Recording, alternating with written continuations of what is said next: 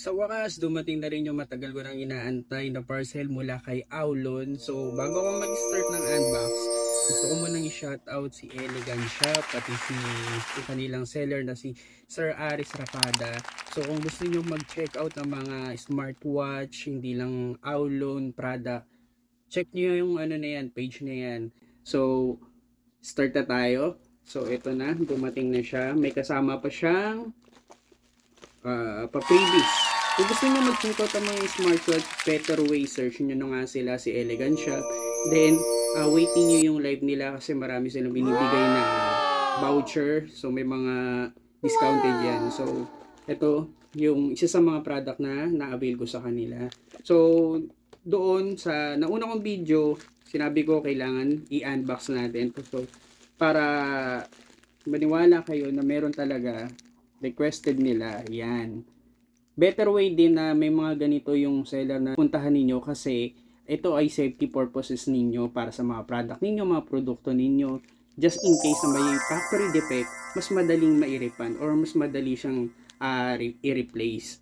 So ano po yung natin natin? Tara, i-unbox na natin. So sama na rin natin ito.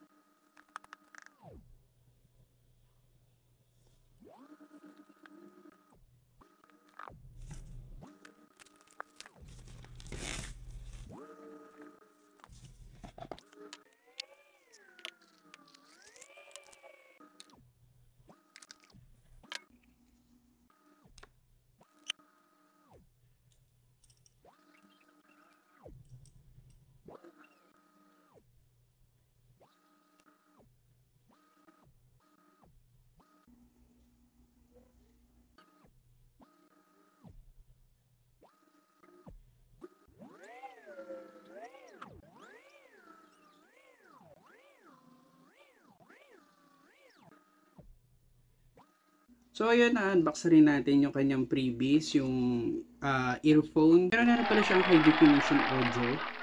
Meron na rin pala siyang digital noise cancellation. So pag may mga kausap kayo, lalo na kung nasa outdoor kayo, hindi kayo madidistract kasi noise cancellation na siya.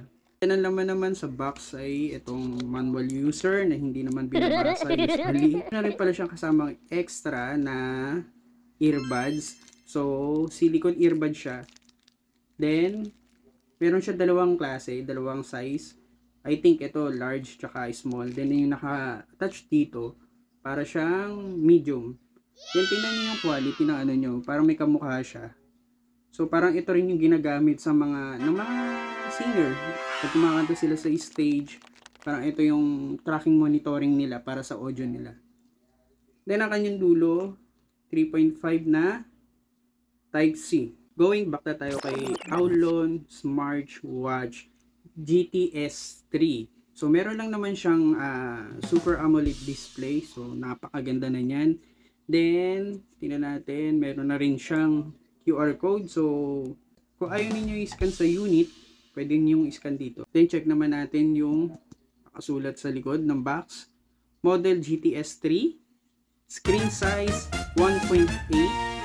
Then, ang kanyang screen resolution, 390 to 450. Meron na rin siyang Bluetooth version na 5.3. Unfortunately, mas mataas ang Bluetooth version ni Curve 3. Ewan ko bakit. 5.4. Ito, 5.3. Pero mabilis na rin naman. Anyway, ang kanyang battery consumption o battery capacity niya is 300 mAh. So, medyo makunat na rin yan. Naka-waterproof na rin pala to So, pwede ninyong ilublob sa tubig, pang swimming. Kasi nakikita ko yung ibang video nito, pinang-swimming nila sa salt water, sa dagat. Pero hindi nga lang, siguro naman di naman kailangan ganun katagal. So, mga less than a minute lang, ganun, pwede na. Then, tak-tak nyo lang. Then, ang laman naman ng box niya ay ang kanyang user manual. Then, ang kanyang magnetic charger. Then, ang kanyang unit mismo.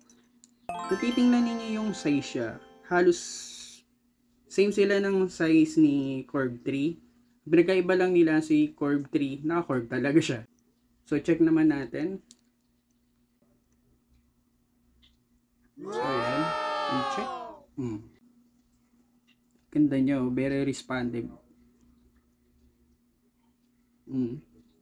According kay Aulon, ito pala ay isa sa mga pinaka-latest niya kasama si Curve 3. So, ito kare-release lang nito last week. So, maybe mga 2 weeks ago na nung nirelease nila dito sa Pilipinas. So, ito ay bagong-bago pa. So, kung gusto niyo makita yung full review na ito, mag-comment lang kayo dyan sa baba ng yes. And then sa mga interesado dito, dahil ito ay fresh na fresh, 2 weeks pa lang siya, iiwan ko dyan sa yellow basket ko yung order link, mag-checkout na kayo.